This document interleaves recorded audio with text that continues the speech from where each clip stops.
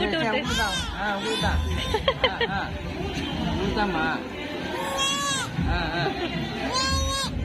உங்களுக்கு தான் கோவப்படாதீங்க.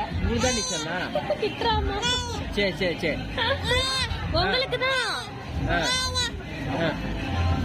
ஊதிட்டு விட்டு வாய் குழைக்கிறாங்க. ஸ்வீட்டி கேர்ள், ஸ்வீட்டி பாத்தியா சாப்பிட்டியா? சுடுது போலப்பா. சரி சரி சரி.